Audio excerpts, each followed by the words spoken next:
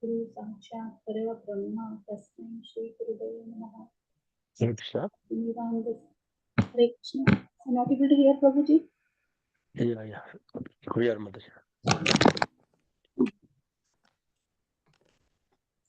ज्ञानतिमिरान्धस्य ज्ञानाञ्जनशलाकयः चक्षुर उन्मीलितं येन तस्मै श्रीगुरुवे नमः.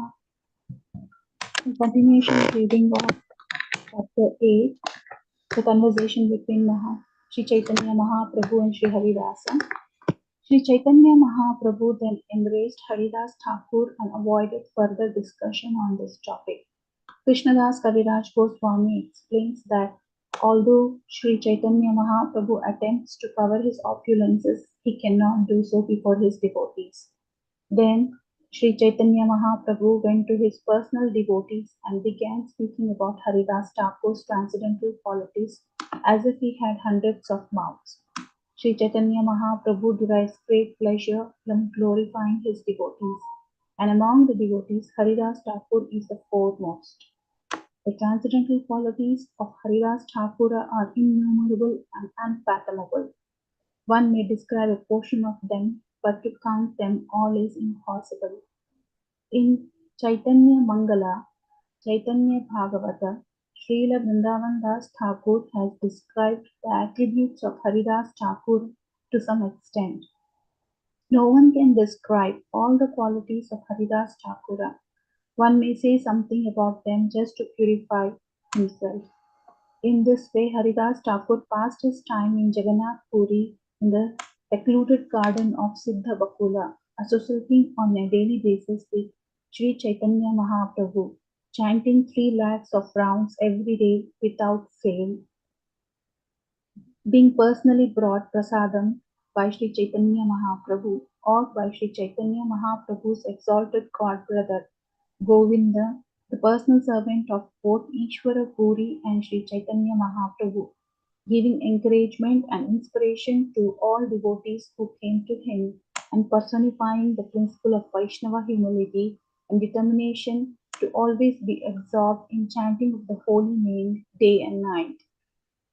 Whenever Sri Chaitanya Mahaprabhu performed his pastimes of Nam Sankirtan at Jagannath Puri, Haridasa was one of the principal dancers and singers. He was a very beautiful personality and an incomparable topmost devotee of the Lord. All of his desires to associate with the Lord and to assist the Lord in expressing the paramount importance of chanting the holy name were fulfilled. He grew old. He had appeared some 35 years prior to Sri Chaitanya Mahaprabhu, and it became increasingly difficult for him to continue his rigid vows. The passing of Haridas Thakur. Krishnadas Kaviraj Goswami summarizes the Leela of Sri Chaitanya Mahaprabhu in Puri. Sri Chaitanya Mahaprabhu thus resided at Jagannath Puri with his personal devotees and enjoyed the congregational chanting of the Hare Krishna Maha Mantra. In the daytime, Sri Chaitanya Mahaprabhu engaged in dancing and chanting and in seeing the temple of Lord Jagannatha. At night, in the company of his most confidential devotees, such as Ramananda Rai and Swarupa Damodara Goswami, he tasted the nectar of the transcendental mellows of Lord Sri Krishna's pastime. Sri Chaitanya Mahaprabhu very happily passed his days in this way at Neelachala Jagannath Puri. Feeling separation from Krishna, he exhibited many transcendental symptoms all over his body. Day after day, the symptoms increased, and at night they increased even more.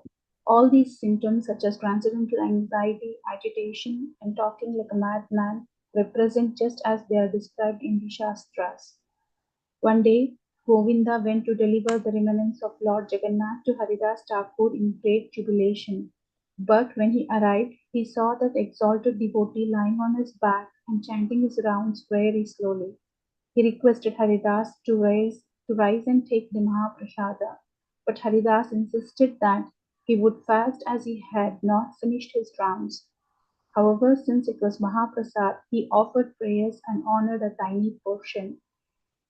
The situation was immediately reported to Lord by Govinda, and the next day Lord Chaitanya came to see Haridas and asked him if he was well.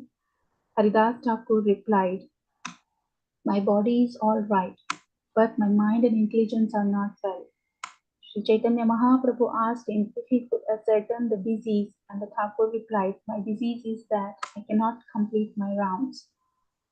Srila Prabhupada points out that although the activities of Haridas Thakur cannot be imitated, 16 rounds minimum must be chanted by initiated disciples loudly enough so that both the chanter and others hearing the chanting can hear. He further comments, if one cannot complete the fixed number of rounds he is assigned, he should be considered to be in a diseased condition of spiritual life. Lord Chaitanya then reassured Haridas Thakur that it was no longer necessary for him to keep such a rigid chanting vow. Your role in this incarnation is to deliver the people in general. You have sufficiently preached the glories of the holy name in this world. Lord Chaitanya uses the words Tomara Avatara, your incarnation, to describe Haridasa. Whenever the Lord descends, so many great devotees also descend to assist him in his pastimes.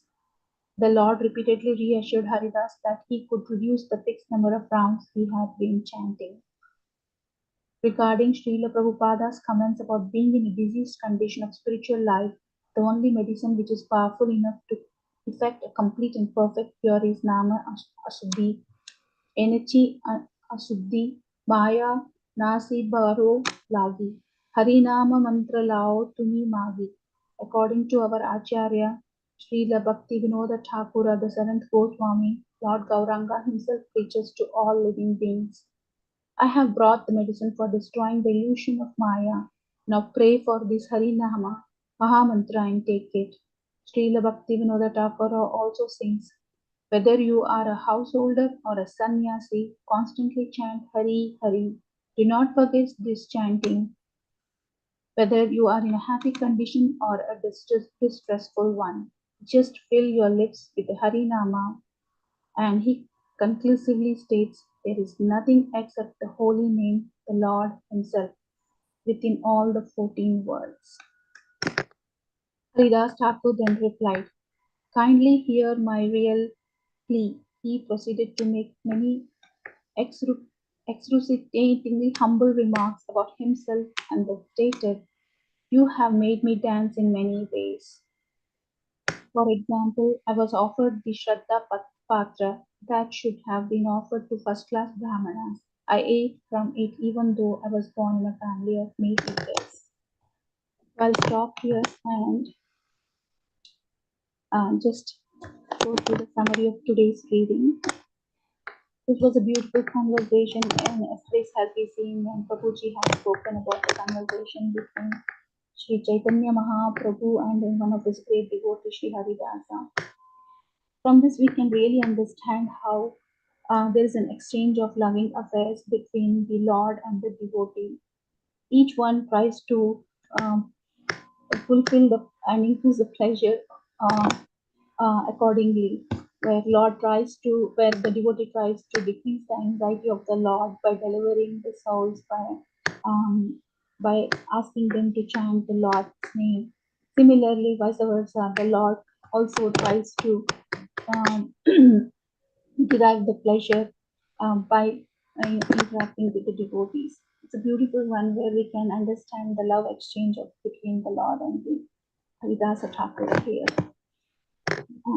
So we can go a little bit of, and in today's reading, we can also see that even though Haridas Thakur has been old enough and he was almost unable to perform his rigid vows, and when Govinda sees that when he delivers the prasada, and when Chaitanya Mahaprabhu comes and asks him what is the problem, even though his body is not cooperating, Haridas Thakur never complains about his body. His focus is on not able to do his rigid vows of the chanting of 3,00,000 names, 3 lakhs names of the Lord. And he says that it is not his body, he is worried about his mind and intelligence, where he cannot focus on completing the Harinama. So we have to see this. If we are in that place, our focus will be on the bodily features like the pain and the um, the uncomfortable feeling we are going through. But here Haridasa, the greatest devotee of Lord Chaitanya Mahaprabhu, how nicely he says that he is uncomfortable not because of his body, just because of his mind, not cooperating him to finish the retreat vows. So I conclude here for today's reading.